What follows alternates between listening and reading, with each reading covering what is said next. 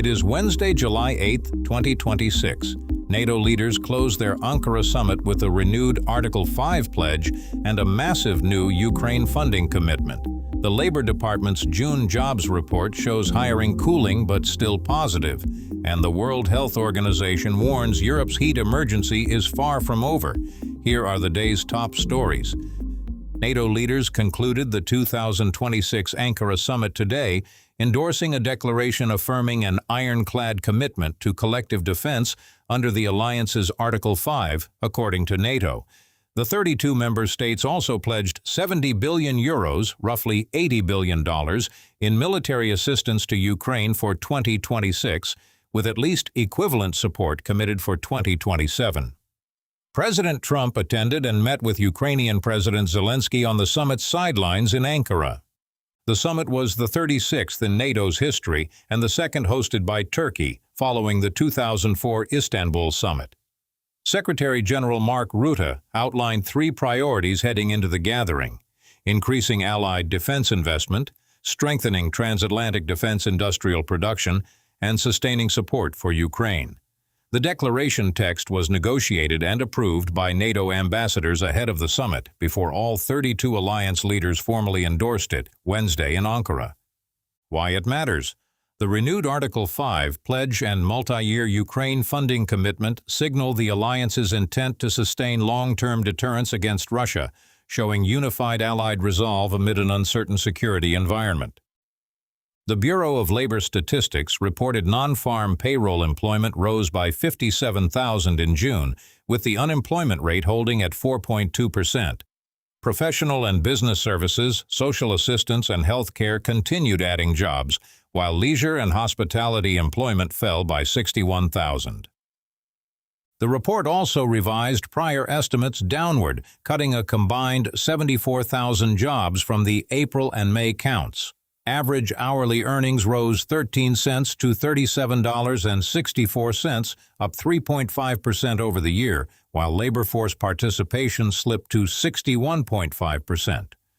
The Bureau also reported the number of long-term unemployed held at 1.9 million, up 286,000 over the past year and now accounting for 27.3% of all unemployed workers.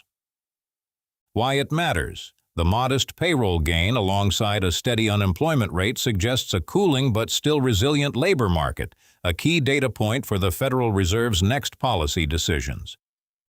Federal Reserve Vice Chair for Supervision Michelle Bowman delivered opening remarks Tuesday at a Financial Stability Board virtual outreach event on the FSB's consultation report covering sound practices for responsible adoption of artificial intelligence in the financial sector, according to the Federal Reserve.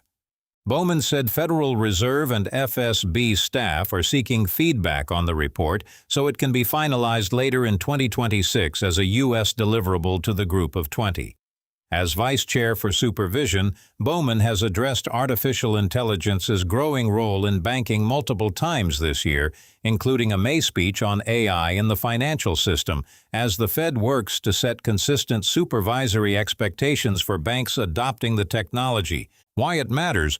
Regulators moving to formalize AI oversight standards signals growing concern about how banks deploy the technology, with implications for financial stability and compliance costs across the industry.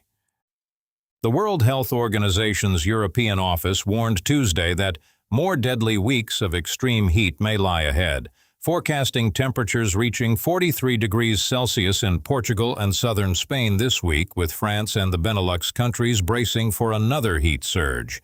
WHO Europe convened an emergency call bringing together representatives from 41 member states, the European Commission, and civil society groups, with more than 130 participants. The organization found fewer than half of member states have a national heat health action plan in place and said long-term care residents, homeless people, and socially isolated older adults are still not being reached consistently by existing protections. Why it matters.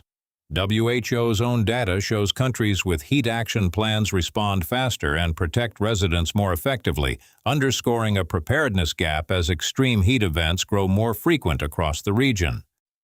The World Health Organization added the first diagnostic test for Ebola disease caused by Bundibugyo virus to its emergency use listing last week on July 2nd.